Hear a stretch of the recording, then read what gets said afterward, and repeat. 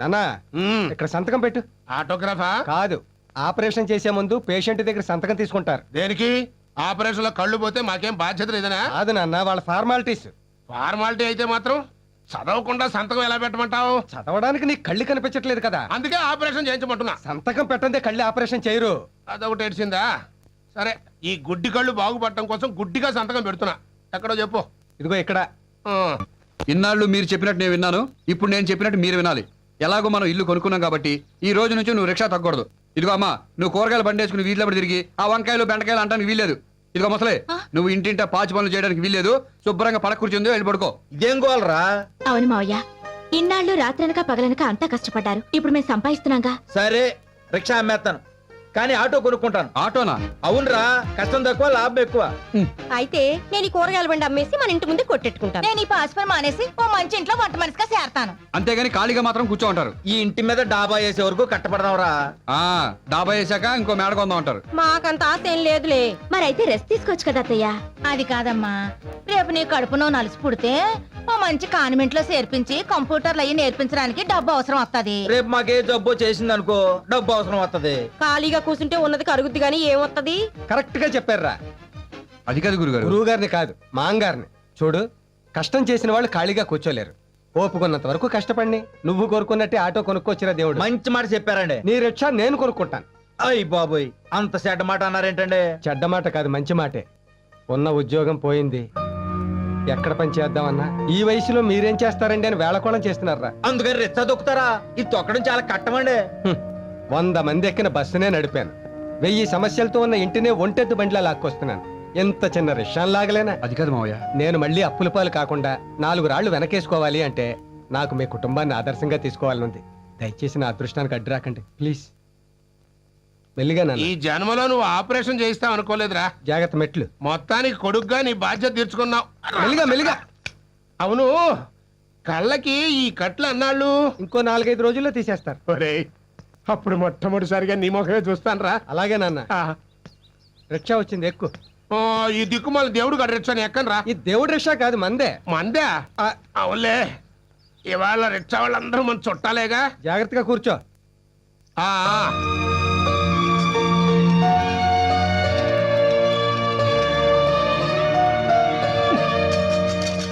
ఒరే దరిద్రుడా, నాకంటే కళ్ళు కనపడి సావు. నీకే వచ్చిందిరా మాయ రోగం, అట్ట ఊపుకుంటూ తొక్కుతున్నావు. వీడికి రిక్షా తొక్కడం కొత్తలే నాన్న. జాగ్రత్తగా తొక్కమను. ఎంతకీ నీ ఉద్యోగం సంగతి ఏమైంది? మంచి ఉద్యోగమే దొరికింది. జీతం ఎంతో? ఎంత తొక్కితే అంత. ఒక్కడమేమిట్రా అదే రిక్షా భాష నువ్వును? రోజుకి 50 నుంచి 100 దాకా వస్తుంది. ఏమిటో అదే ఉద్యోగాలు. 4000 నోట్లోకి వెళ్ళే జీతం ఇవ్వరు కదా. రా నాన్న, జాగ్రత్తగా దిగు. నేను జాగ్రత్తగానే దిగుతా గాని ఈ రిక్షా వాడికి ఓ 2 రూపాయలు తక్కువ ఇవ్వరా? ఎందుకు నాన్న? వేదో తాబేలు తొక్కుడు వీడును. ఏడీడు ఇక్కడే ఉన్నాడు. యారా, నీ బతుక్కి రిక్షా ఎందుకురా? తోపుడు బండి లాక్కుంటూ అడుక్కు తినక. ఏంట్రా ఏదో గుడి గంటని పడుతుంది, ఎక్కడ తీసుకొచ్చావు? మన ఇంటికే. మన ఇంటి దగ్గర గుడి ఎక్కడుంది? నిన్నే కట్టారు చిన్న గుడి. మన సైట్ లో కట్టి చావలేదు కదా? లేదులే, రా. జాగ్రత్త నాన్న.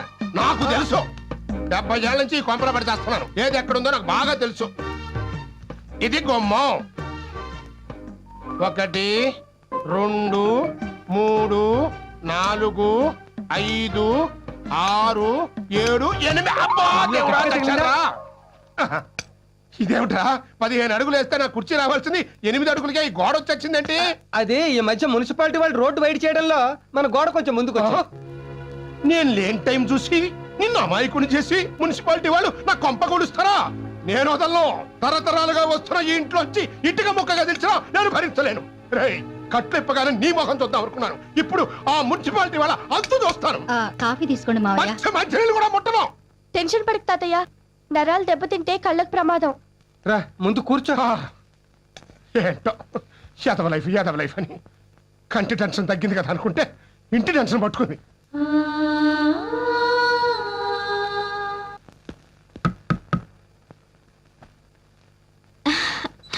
రానయ్య. ఓ, నేను జైల్లో ఉండగా నీకు పెళ్లి కూడా చేసేసాడా? ఎవరు గాయత్రి? ఓ బావగారు మీరా? ఏయ్, ఎవడరా నీకు బావగారు? ఏం బాబు, బాగున్నావా? ఏంటి ఇది? లేబర్ వాళ్ళంతా తీసుకొచ్చి ఇంట్లో పెట్టారు. అన్నయ్య మాటలు మర్యాదగా రాని. ఆయన మా ఆయన, వాళ్ళు మా అత్త మావలు. వాట్? వీడు నీ మొగుడు, వాళ్ళు నీ అత్తామావలున్నా? అవును. చెయ్, ఇంత లో క్లాస్ వాళ్ళని చేసుకోవడానికి నీకు, చేయించడానికి వాడికి సిగ్గులేదు. అది కాదు బాబు. పోండి, అందరూ బయటికి పండి. Hello, out. ఆవేశపడకు. ఇది నీళ్లు కాదు, నా ఇల్లు. నీళ్ళ అంటే దీన్ని కట్టం కింద కొట్టేసావా? కొట్టేయలేదు, కష్టపడి కొనుక్కున్నారు. కొనడానికి వీళ్ళెవరు, అమ్మడానికి వాడేవాడు? ఏడి వాడు?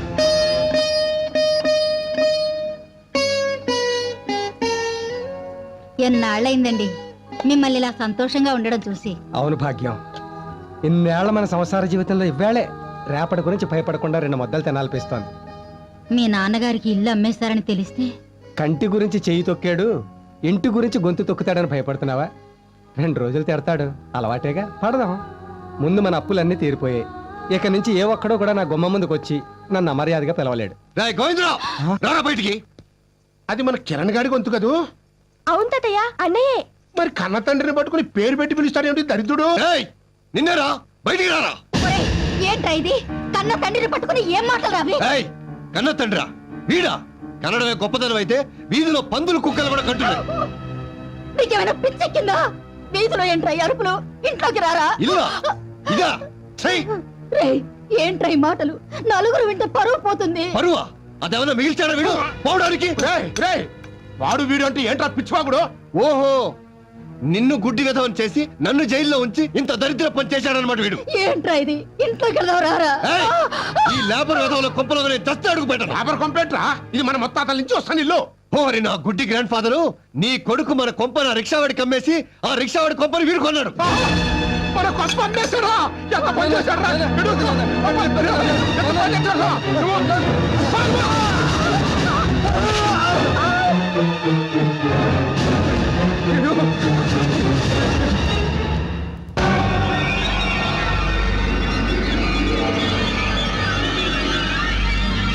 అమ్మో అమ్మో, రేయ్ చెత్తనా కొరక, ఇల్లు అమ్మేస్తాను, ఇల్లు అమ్మేస్తాను.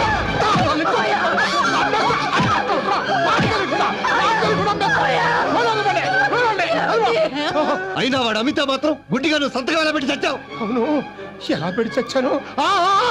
ఆసుపత్రిలో ఆపరేషన్ కోసమని అమ్మ నా కొడుకు గుడ్డోని చేసి నిన్ను. అంటే అటు కన్న తండ్రిని ఇటు కన్న కొడుకుని కూడా మోసం చేస్తారా? మోసం కాదురా, వేరే దారి లేక. అమ్మేశావా? అసలు దాన్ని అమ్మే హక్కు నీకు ఎవరిచ్చాడు? అది తాత ముత్తాతల నుంచి వస్తున్న ఇల్లు. దాన్ని అనుభవించే అధికారం నీకు ఉందే గానీ మా అనుమతి లేకుండా అమ్మేసే అధికారం నీకు లేదు. ఒకవేళ నా సంతకం లేకుండా రిజిస్ట్రేషన్ చేసినా అది చెల్లదు, చెల్లనివ్వదు. తాతయ్య, మన ఇల్లుని ఎలా దక్కించుకోవాలో నాకు బాగా తెలుసు. నాతో రా.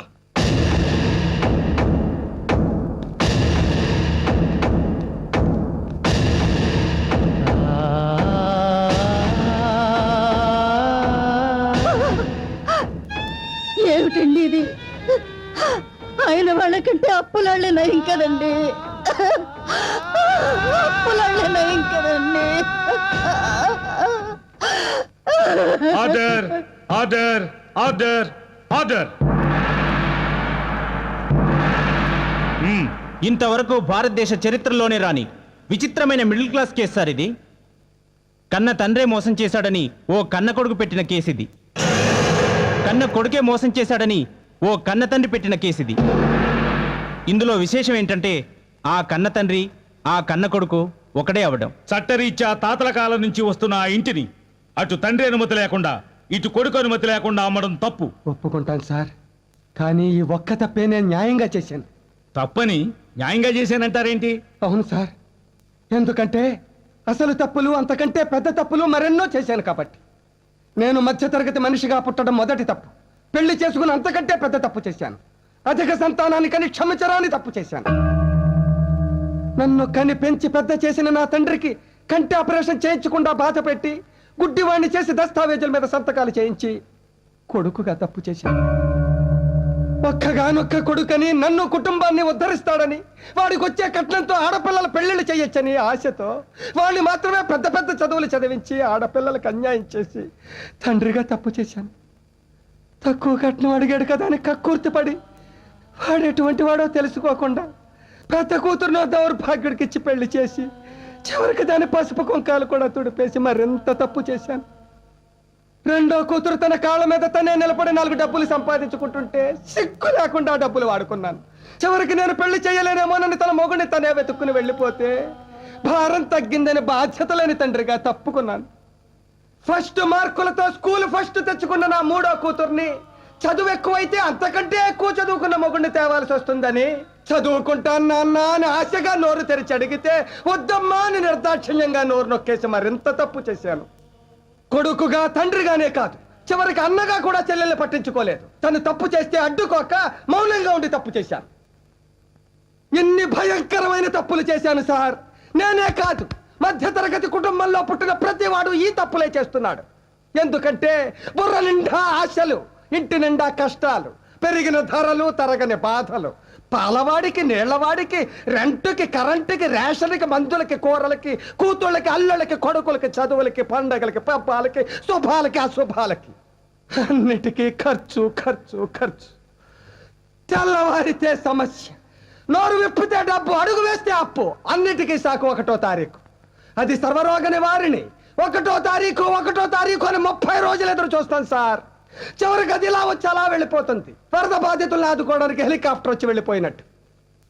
1వ తరగతి వాడికి 2వ తరగతి, 2వ తరగతి వాడికి 3వ తరగతి, ఇలా అన్ని తరగతుల వాళ్ళకి ఎదుగుదల ఉంటుంది. ఒక్క మధ్య తరగతి వాడికి మాత్రం ఎదుగుదల ఉండదు సార్. ఒక్కడు రెక్కలు ముక్కలు చేసుకుని సంపాదిస్తుంటే 10 మంది అడ్డగాడిలా కూర్చుని తినే దౌర్భాగ్య సాంప్రదాయం మారినంత వరకు మా మధ్య తరగతి కుటుంబాల కథ ఇంతే సార్. నా కష్టాలు ఏ దేవుడు తీర్చాడు కాబట్టి, నా తండ్రి కొడుకుల సమస్యలు నావిగా భావించాను కాబట్టి ఆ ఇల్లు కూడా నాది అనుకునే గత్యంతరం లేక అమ్మేశాను సార్. ఆ వచ్చిన డబ్బులో 1 రూపాయి కూడా నేను వాడుకోలేదు. 5,000 పెట్టి రిక్షా మాత్రం కొన్నాను సార్. అది ఎందుకో తెలుసా? ఇప్పుడు కొన్నా గుడిసైనా అమ్ముకోకుండా ఉండాలనే ఆశతో.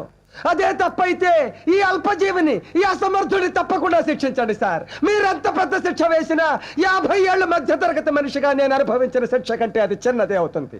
కాబట్టి ఆనందంగా అనుభవిస్తాను. కాకపోతే ఒక్క కోరిక సార్, నాతో పాటు ఆ శిక్ష నా భార్యకు కూడా వేయండి.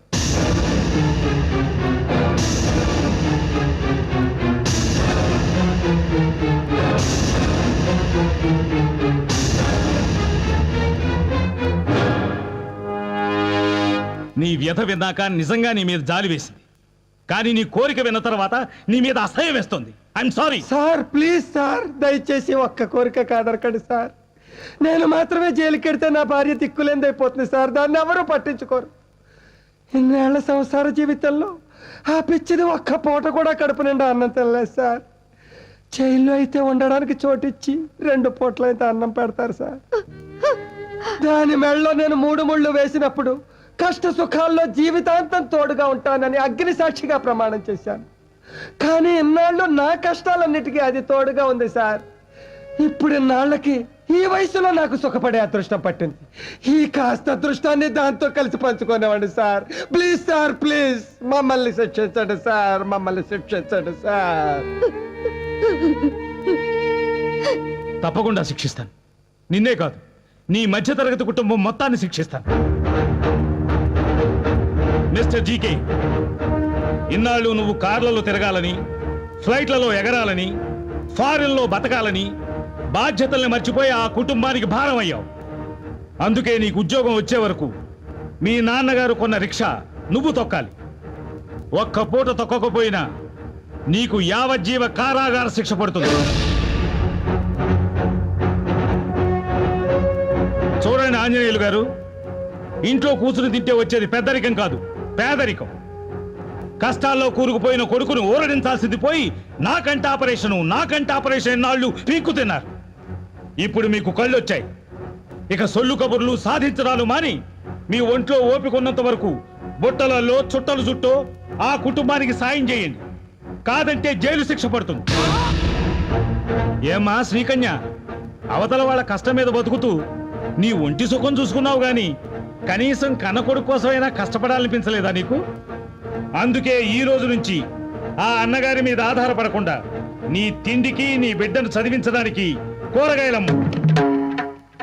అమ్మా పార్వతి, నీకు కూడా శిక్ష వేస్తున్నాను. నీలాంటి ర్యాంక్ స్టూడెంట్స్ ఈ దేశానికి చాలా అవసరం.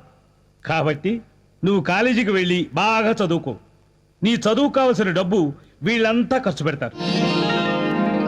మీ భార్యాభర్తలిద్దరికీ కలిపి శిక్ష వేస్తున్నాను. ఎన్నాళ్ళు ఒంటెద్దు బండి లాంటి సంసారాన్ని లాగి లాగి అలసిపోయారు. ఇక మీ కుటుంబం గురించి బాధపడకుండా మీకొచ్చే పెన్షన్ డబ్బుతో హాయిగా రెస్ట్ తీసుకోండి.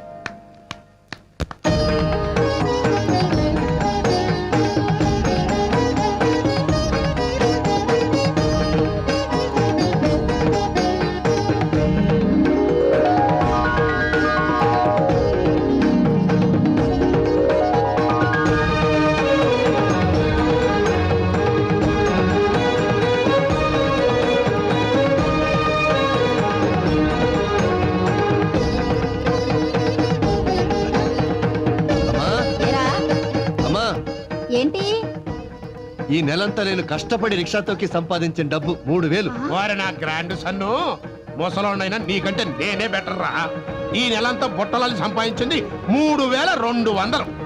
పోరి నా ఓల్డ్ ఫాదరు ఆడదాన్నైనా కూరగాయలమ్మి 3600 సంపాదించాను. అబ్బో, మీ అందరికంటే నా సంపాదన ఎక్కువ 4000. అయితే ఈ 4000 మీ దగ్గరే ఉంచండి నాన్న, ఖర్చులకు పనికొస్తాయి. మరి మిగతాదో? మిగతా 100 ఈ డిబ్బిలో వేయండి. Very good. ఆ, అమ్మో 1వ తారీఖు వచ్చేసరికి ఎంత డబ్బు. ఈ కుటుంబ సభ్యులకి నేను వేసిన శిక్షలు ప్రతి మధ్యతరగతి కుటుంబంలో ఎవరికి వాళ్ళు వేసుకోగలిగితే భవిష్యత్తులో మధ్యతరగతి అనేదే ఉండదు. We hope that day will come soon.